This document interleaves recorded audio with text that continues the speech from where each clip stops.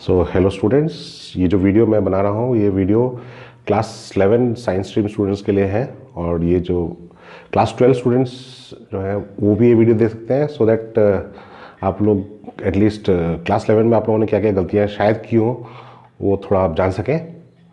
So normally class 10 के बाद science stream लेने पे कुछ डाउट्स जो कॉमन डाउट्स रहते हैं वो ये है कि जैसे एक तो है कि पढ़ाई कैसे करनी है, how to study, what books to study, time management, motivation, and plan for higher studies after 12th board. Now, पहला चीज़ है हाउ टू स्टडी।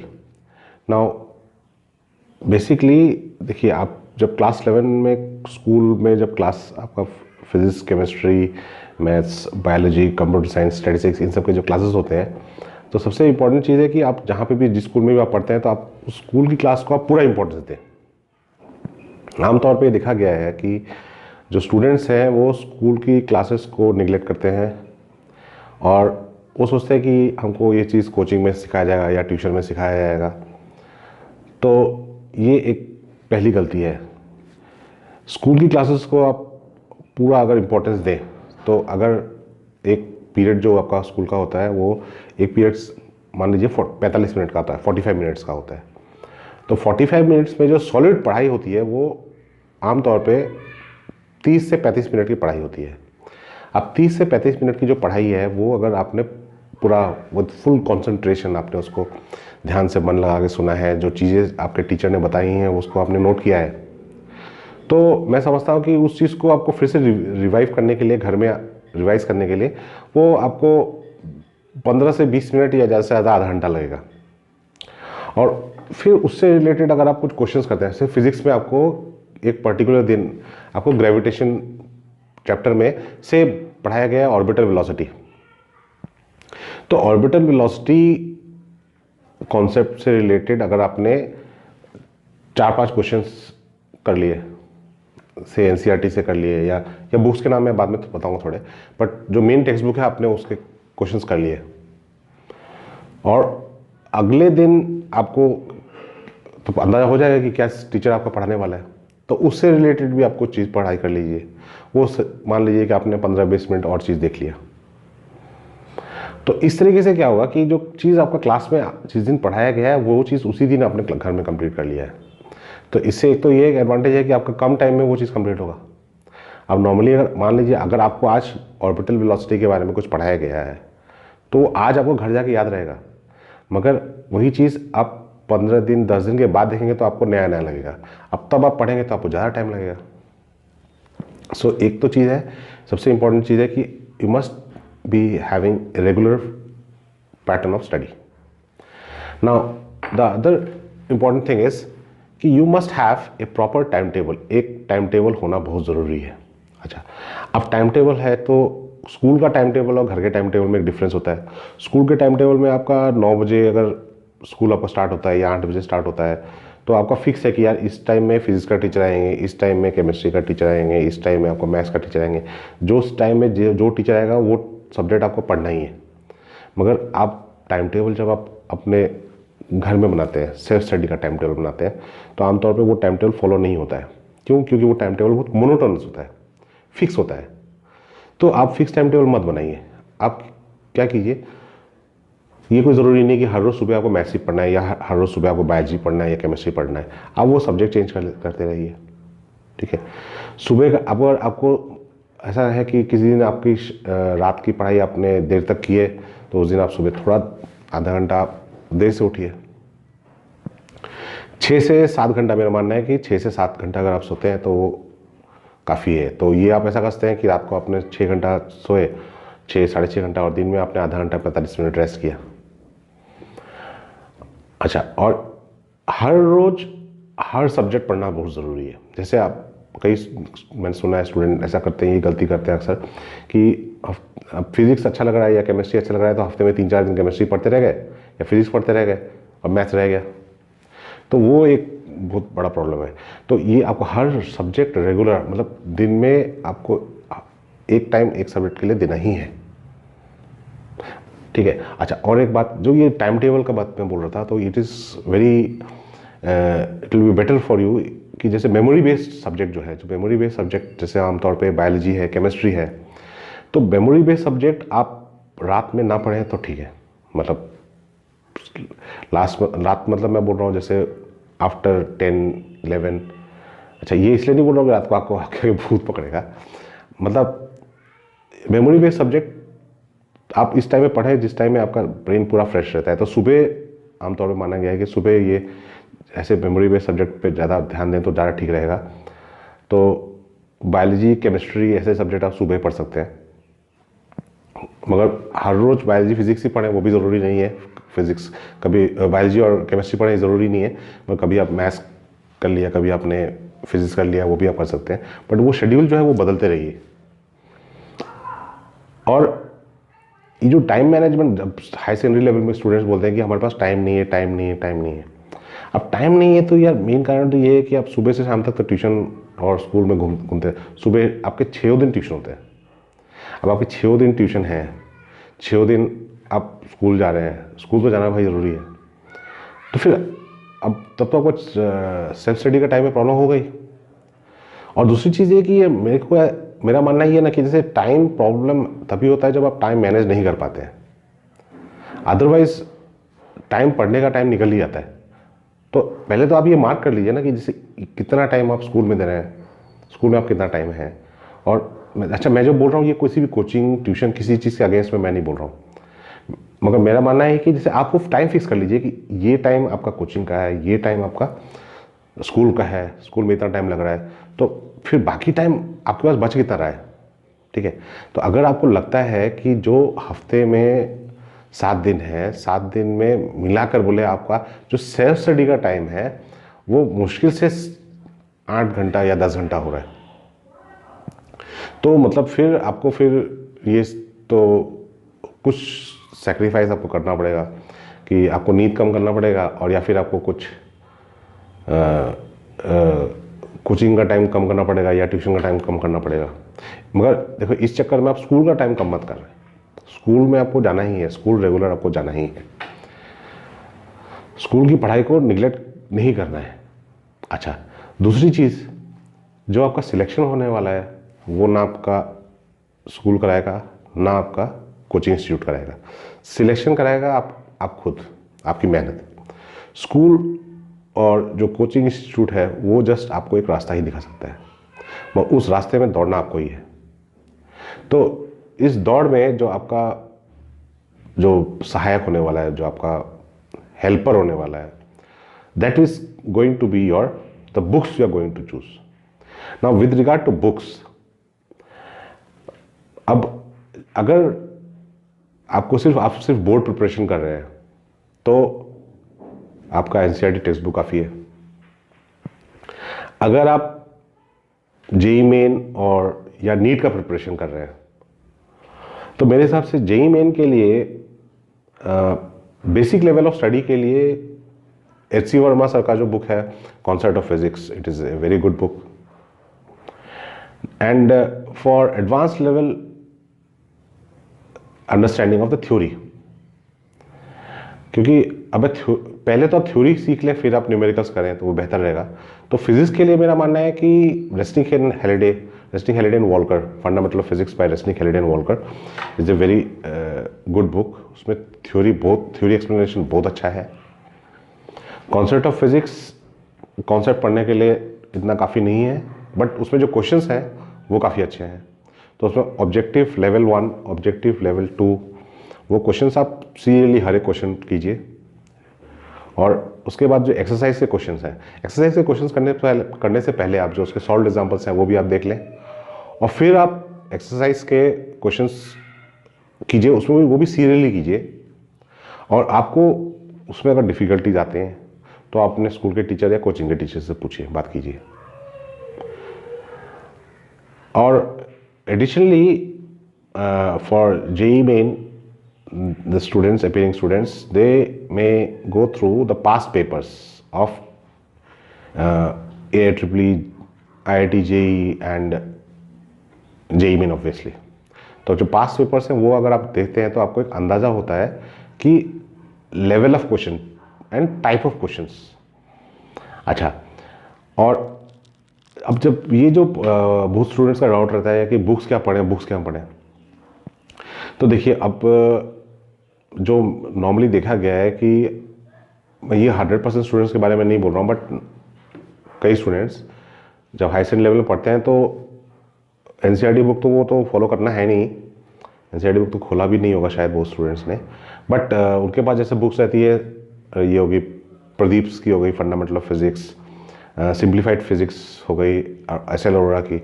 अब ये जो बुक्स है, ये बुक्स भी अच्छी बुक्स है, मैं नहीं बोल रहा हूँ कि बुक्स खराब है, बट एक खराबी जो स्टूडेंट करते हैं वो क्या करते हैं कि जैसे अब एनसीईआरटी के जो क्वेश्चंस हैं, यार तुम यार एनसीईआरटी के क्वेश्चंस भी आप खुद नहीं लगाओगे और उसके सॉल्यूशन भी आप देख देख के करोगे, ठीक है, तो वो फिर कहाँ आपका सिलेक्शन कहाँ होने वाला है, किस एंट्रेंस में सिलेक्शन होगा। अगर आपने 2 साल में एक भी क्वेश्चन अपने दम पर नहीं लगाया, क्वेश्चन मिला है, उसका सोल्यूशन देखा है, फिर उसको लिखा है, तो फिर तो यार सिलेक्शन होना मुश्किल है। तो मैं नहीं ये बोल रहा हूँ कि आप वो बुक फॉलो ना करें, आपको नहीं, आप ट्राई कीजिए, 1 बार ट्राई कीजिए, 2 बार ट्राई कीजिए, आपको फिर भी समझ में नहीं आ रहा तब वो सोल्यूशन देखिए, और सोल्यूशन देखिए, सोल्यूशन कॉपी मत कीजिए, सोल्यूशन देखिए आप ये एनालाइज कीजिए कि मैंने तो यार ये तरीके से किया था, ठीक है, फिर मेरा सोल्यूशन क्यों नहीं आया और इन्होंने कैसे किया है, ठीक है। तो मतलब ये आपकी गलतियाँ जानना ज़रूरी है, मतलब you should be able to identify your mistakes so that those mistakes are not repeated. Doing mistake is not a big deal, but repeating mistake is बहुत बड़ी गलती है, तो वो आप देखिए।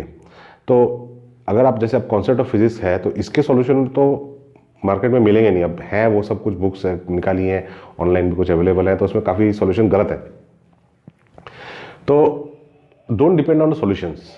अगर आप एच सी वर्मा सर का एक वीडियो देखेंगे यूट्यूब में, उन्होंने खुद भी बोला था कि उन्होंने इसके सॉल्यूशन, उनको बोला गया था कि आप इस बुक का कॉन्सेप्ट ऑफ फिजिक्स का सॉल्यूशन दीजिए, तो एच सी वर्मा सर ने बोला कि मना कर दिया, मतलब सॉल्यूशन नहीं देना है, मतलब सॉल्यूशन अगर डायरेक्ट दे दिया तो आज कॉन्सेप्ट ऑफ फिजिक्स का वो वैल्यू नहीं होता जो आज वैल्यू है।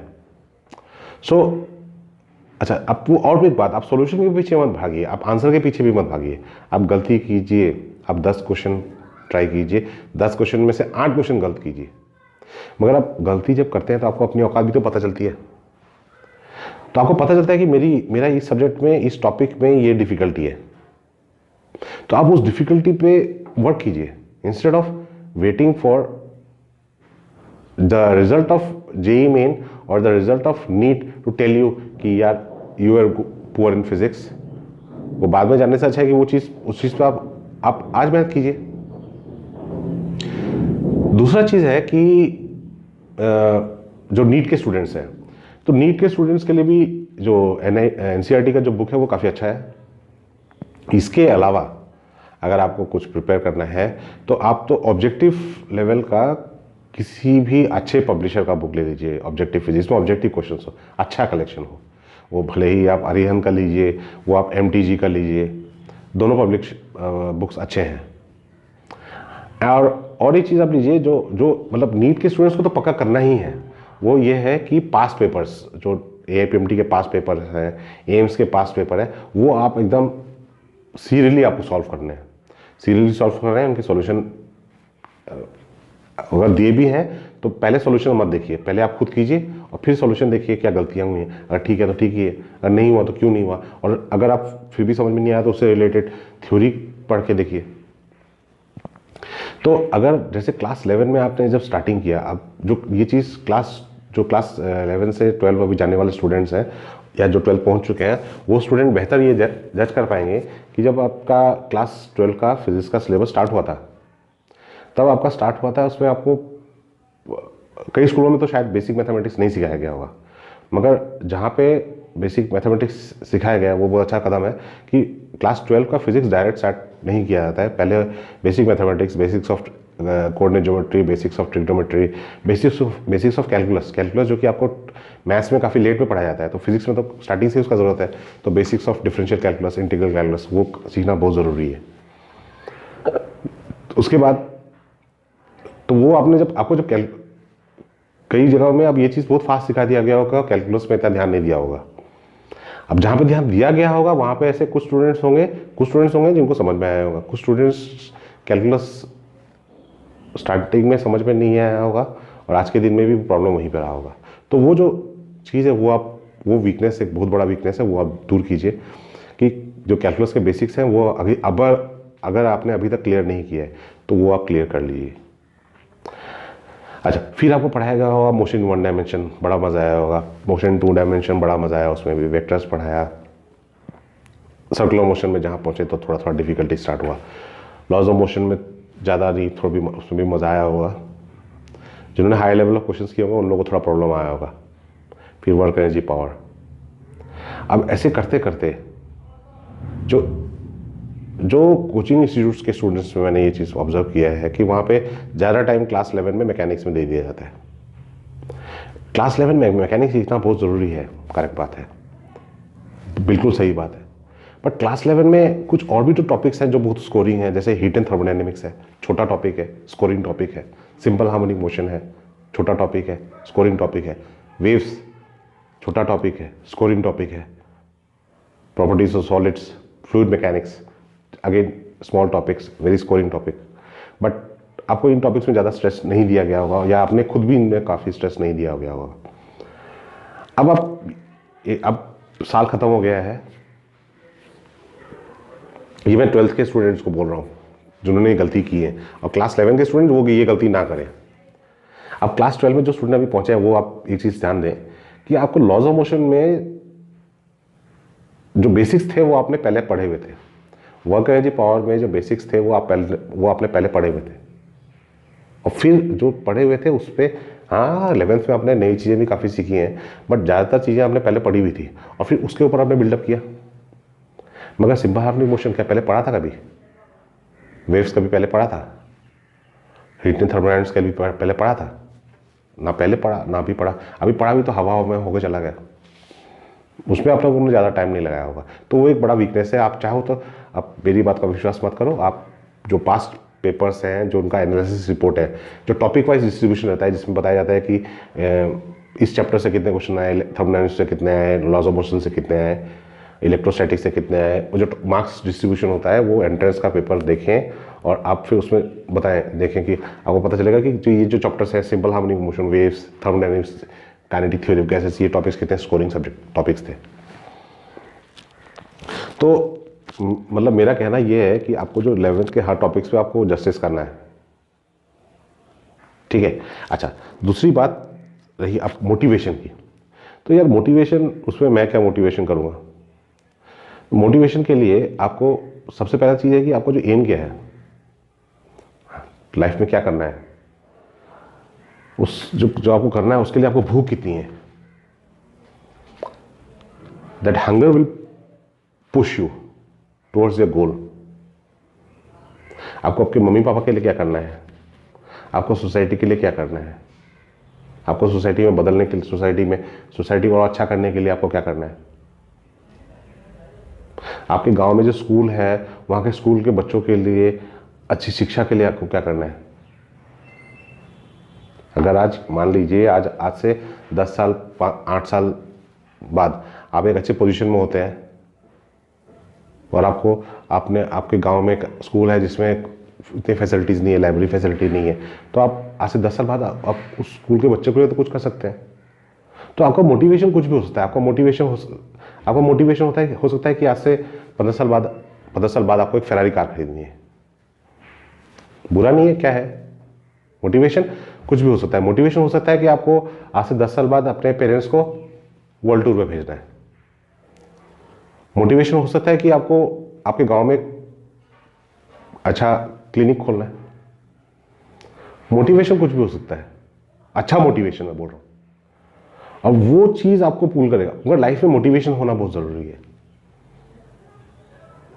अब बहुत सारे स्टूडेंट जो मतलब जिनका क्लास 10 तक तो पूरा गाड़ी पूरा चला, फास्ट चला, मगर क्लास 11 में स्पीड ब्रेकर्स ने उनका स्पीड स्लो कर दिया, तो वो अब बहुत ठंड पड़ गए हैं। अब उनका मोटिवेशन लेवल बहुत डाउन है। वो सोचते हैं यार नहीं यार, जैसे तैसे साइंस पास कर लें, हो जाएगा, किसी कॉलेज में एडमिशन ले लेंगे, पढ़ेंगे, ग्रेजुएट होंगे। तो उनके लिए मेरा एक कहना है कि अब APJ कलाम सर ने एक बात कही थी, small aim is a crime. छोटा एम करना ही नहीं है।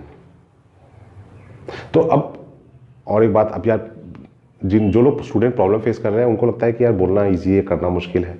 तो ये जो मैं बोल रहा हूँ इसको कम से कम 10-15 मिनट एक बार सोच के देखना कि क्या आप में वो काबिलियत है कि नहीं है कि आप कुछ कर सकें। डेफिनेटली वो काबिलियत है, बट ज़रूरत है वो इच्छा शक्ति की।